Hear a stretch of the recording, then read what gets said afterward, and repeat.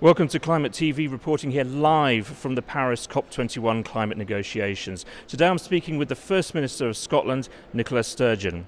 First Minister, first of all, why do you think something like the Compact of States and Regions, so a transparent reporting mechanism for governments, is such an important contribution to tackling climate change?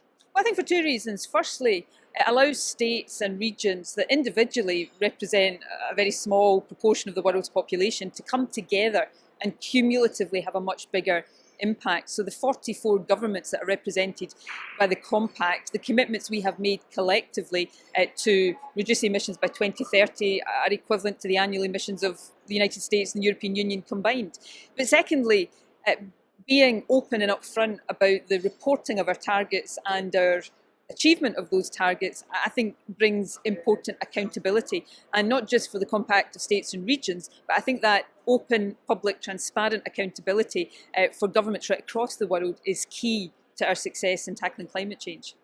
And of course, it's a very important week for the climate agenda. You're here today, and what's your message to world leaders this week?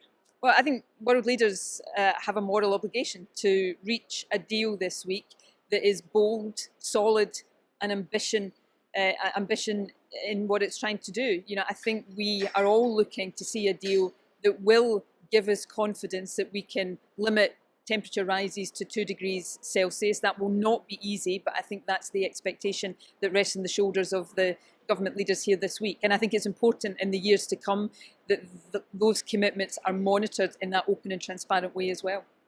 And clearly, you know, the government of Scotland has been making some very bold commitments and has been putting a lot of investment in.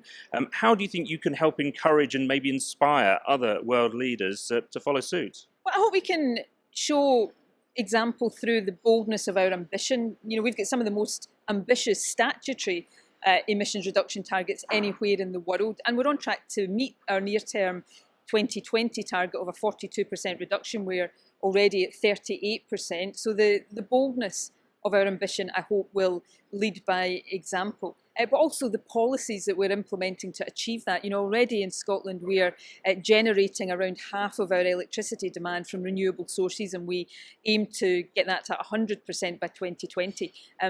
And the other message that I think it's important to bring to discussions like these is that, yes, tackling climate change is a big moral obligation, but it's also a massive opportunity for countries that really grasp that obligation. You know, Scotland already, there's 45,000 jobs that are supported by low carbon renewable energy technology. So by doing the right thing, we can also do things that benefit our economies. Thank you very much, First Minister Sturgeon.